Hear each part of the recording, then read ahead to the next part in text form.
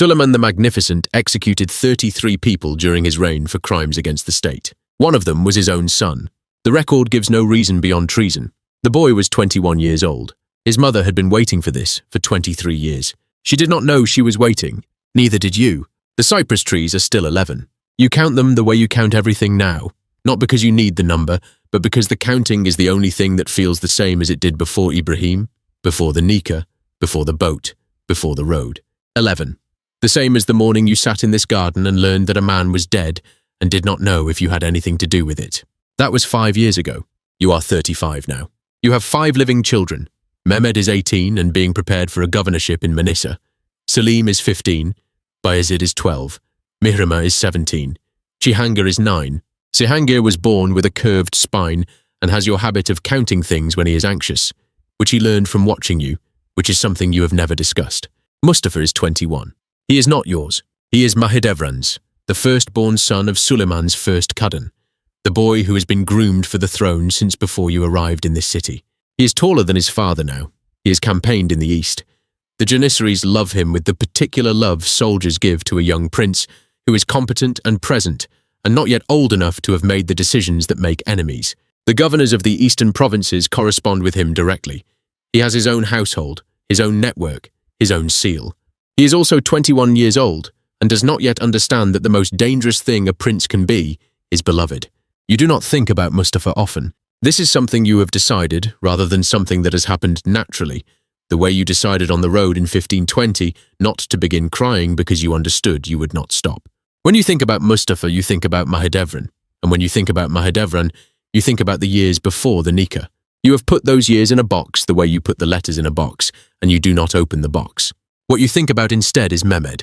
Mehmed is 18 and going to Manisa, and will be Sultan someday if everything goes the way it appears to be going.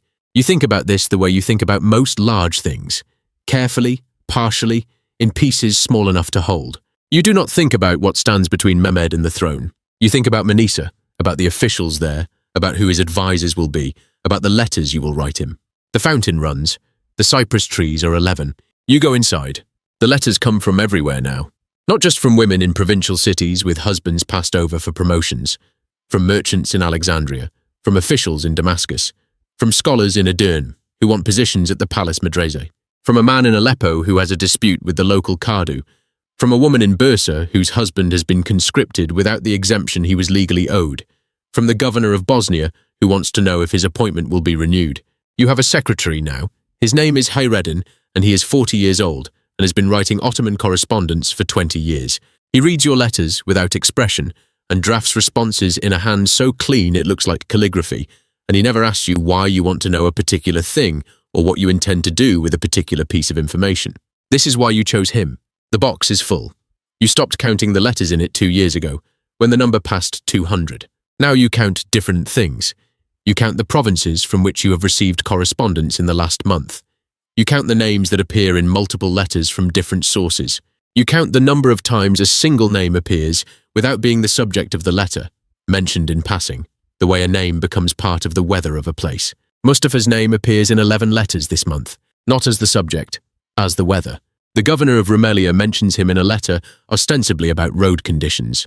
A merchant in Trabzon mentions him in a letter about grain prices. A military official in Erzurum mentions him in a letter about garrison supplies. None of these letters is about Mustafa. All of them are.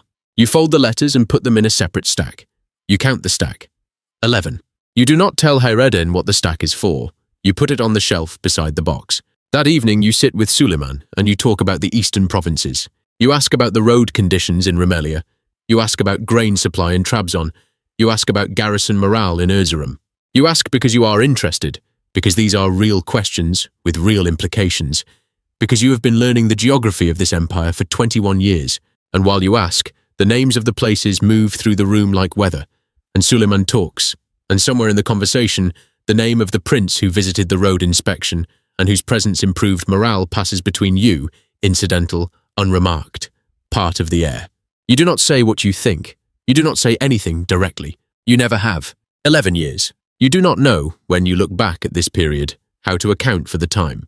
It moved the way time moves when nothing is certain and everything is continuous, not in events, but in accumulation, the way water moves through stone, slowly, without drama, until one day the shape of the stone is different. Mehmed died in 1543. This is the fact you carry that has no number attached to it, no count, no margin note in Church Slavonic.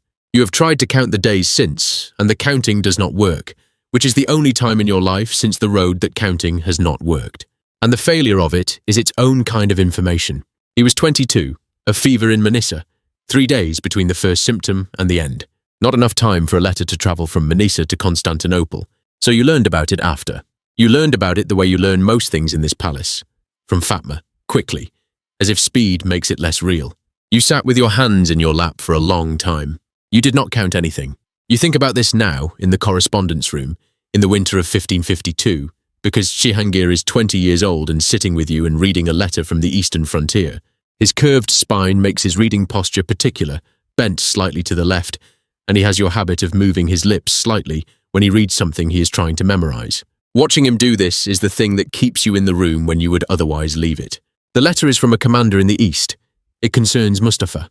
The letter does not accuse him of anything specific. It reports, in the careful language of a man who has learned to say things without saying them, that certain communications have been observed between the prince's household and the Safavid court, that certain messengers have been noted on certain roads, that certain conversations have been reported by certain men whose reliability the commander vouches for without naming.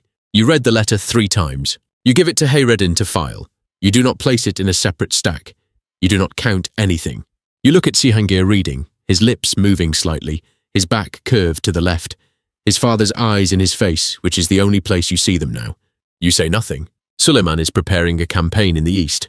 He is 59 years old, and his knees give him pain in cold weather, and he still campaigns, which is something you have accepted without resistance, because resistance has never been a language he responds to, and you have known this for 33 years. What is different about this campaign is that Mustafa will be with it. You know what this means. You do not say it to anyone. You have not said it to Suleiman. You have not thought it clearly even to yourself. The way you learned on the road not to name things before they were finished, because naming gives a thing a shape it might not have yet, and then you are responsible for the shape. You think instead about Mehmed, about the particular way he held a pen, slightly too tight so that the ink sometimes smeared at the end of a line, about the letters he wrote you from Manisa, formal Ottoman on the outside, and then, in the margins, in Church Slavonic, the private language between you. Small notes about what he had eaten, what the weather was, whether the road to the market was as long as you had told him it was when he was small. You still have the letters. They are in the box, separate from the others, counted separately. 17, not 16, not 18. 17 letters from your dead son in the language that belongs to the two of you and no one else. You sit with your hands in your lap. The fountain outside the window is running. The sky above Topkapi is pale blue, the same sky. You think about what you have done and what you have not done. You think about the stack of 11 letters on the shelf in 1541 and whether you moved them. You think about the conversations in the evenings with Suleiman and which names passed through them. You think about the letter from the Eastern commander and whether you should have put it in a different place or said something about it, or said nothing about it differently. You think about whether there is a difference between doing nothing and doing nothing carefully. You do not reach a conclusion. The campaign leaves in the autumn. You are in the garden when the news arrives. Not from Fatma this time, from Hayreddin, who comes to the garden with his face arranged into the expression he uses when he is carrying something he has not been asked to carry. He tells you that Prince Mustafa was summoned to his father's tent on the campaign, that he entered the tent, that the Sultan's mutes were waiting inside. You look at the cypress trees. 11. Still 11. You look at the fountain. Still running. You say nothing for a long time.